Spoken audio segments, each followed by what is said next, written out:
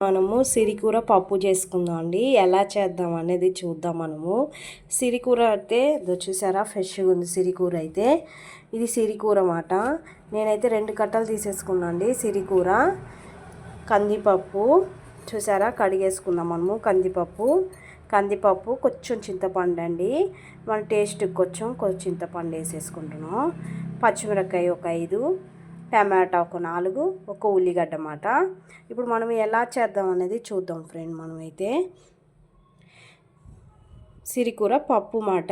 నేనైతే ఇప్పుడు మంచి నీట్గా కట్ చేసేసుకొని సన్నంగా తరిగేసుకుందాం మనము. కందిపప్పు అయితే కడిగేసుకుంటా, పచ్చిమిరపకాయ కట్ చేసేసుకొని, టమాటా ఒక ఉల్లిగడ్డ కట్ చేసేసుకుందాం. ఈ చింతపండు కొంచెం నానబెట్టేసుకుందాం మనము. మంచిగా కడిగేసుకున్నాం కదండి. చూసారా, పప్పు అయితే కడిగేసుకున్నా. ఇప్పుడు మనము సిరికూర సన్నంగా తరిగేసుకున్న కాడతో అది వేసేసుకుందాం మనము. ఉల్లిగడ్డ ఒకటి వేసేసుకుందాం.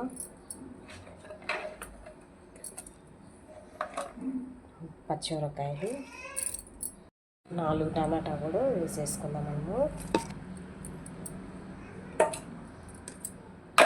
పప్పు, సిరికూర, పచ్చిమిరపకాయలు, ఉల్లిగడ్డ, టమాటా వేసుకున్నాం. ఇప్పుడు మనం పసుపు కూడా వేసేసుకుందాం. కొంచెం పసుపు వేసేసుకుందాం. కొంచెం వాటర్ వేసేసుకుందాం. చూసారా,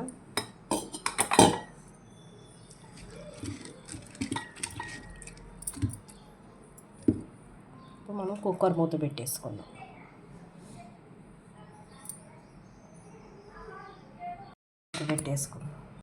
ఇచ్చేసి ఇప్పుడు మనం కుక్కర్ పెట్టేస్తాం. పప్పు అయితే మంచిగా 3 విజిల్ దాకా రావాలండి. 3 విజిల్ వచ్చినాక బంద్ చేసేసుకుందాం. మనము తాలింపు పెట్టేసుకుందాం. చూసారా, పప్పు, టమాటా, సిరికూర, ఉల్లిగడ్డ, పచ్చిమిరపకాయ, ఇంత పసుపు వేసుకున్నాం, వాటర్ వేసుకున్నాం. పప్పు అయితే మనకి మంచిగా ఉడికిపోతుందండి మనకి. ఇప్పుడు మనం కొంచెం చింతపండు నానబెట్టేసుకుందాం. చింతపండు తీసుకున్నాం కదా, కొంచెం వాటర్ వేసుకుందాం. ఎందుకంటే మనకి చింతపండు ఇది పుల్లగా ఉంటుంది అన్నమాట. మనకి కొంచెం వేసేసుకున్నాను నేనైతే. పులుపు తక్కువ ఉంటే కొంచెం ఎక్కువ వేసుకోండి మీరు. మా చింతపండు అయితే పుల్లగా ఉంటుందండి, దానికి కొంచెం యాడ్ చేసుకున్నాను నేను.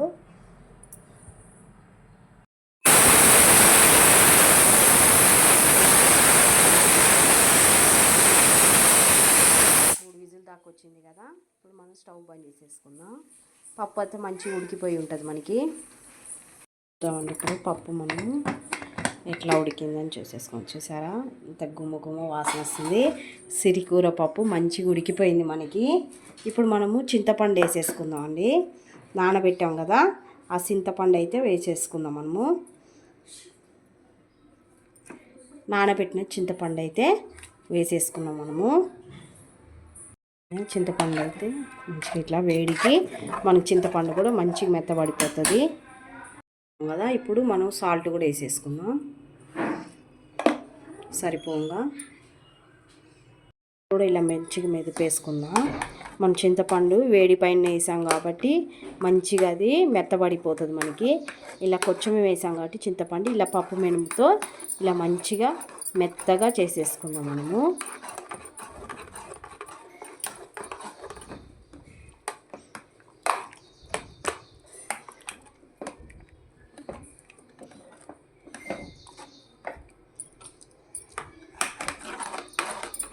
చాలా హెల్త్కి చాలా మంచిదండి మనకి సిరికూర.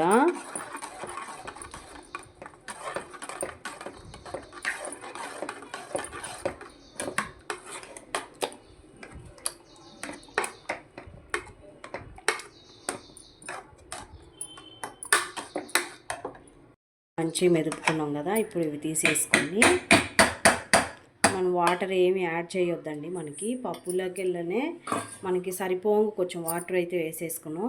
ఇప్పుడు కొంచెం స్టీమ్ మట్టలా పెట్టేసుకుందాం మనము మంటలా. ఈ పప్పు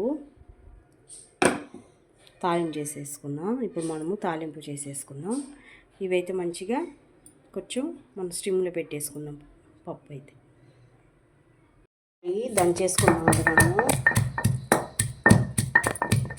తాలింపులకు ఎల్లిపాయ అయితే దంచేసుకున్నాం. మంచిగా మసులుతుంది మనకి. ఇప్పుడు మనం స్టవ్ బంద్ చేసేసుకుందామండి.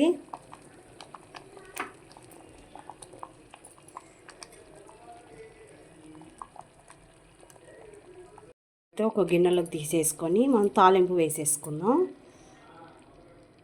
వేసుకొని మనం పప్పు తాలింపు పెట్టేసుకుందాం. తాలింపు కళాయి అయితే పెట్టేసుకుందాం.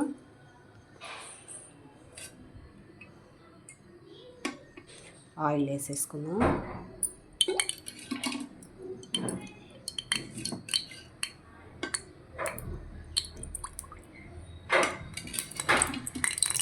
జీలకర్ర వేసేసుకుందాం. కరివేపాకు, ఎల్లిపాయ, ఎండుమిరపకాయలు,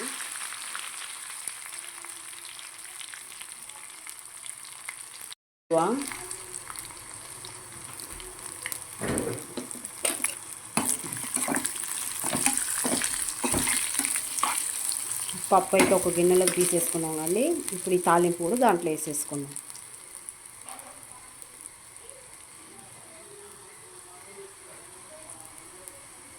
సిరికూర పప్పు రెడీ అయిపోయిందండి. తమిళనాడు స్పెషల్ మాట సిరికూర పప్పు. మీరు కూడా కంపల్సరీ చేసుకోండి. హెల్త్కి అయితే చాలా మంచిదండి మనకి సిరికూర. మీరు కూడా సిరికూర పప్పు చేయండి, చాలా బాగుంటుంది. మనకి ఆకుకూర దొరకపోతే మార్కెట్లో కంపల్సరీ ఉంటుందండి. సిరికూర అయితే తెప్పించుకొని చేసుకుంటారని అనుకుంటున్నా. లైక్ చేయండి ఫ్రెండ్స్, సబ్స్క్రైబ్ చేసుకోండి, కామెంట్ చేయండి ఫ్రెండ్స్.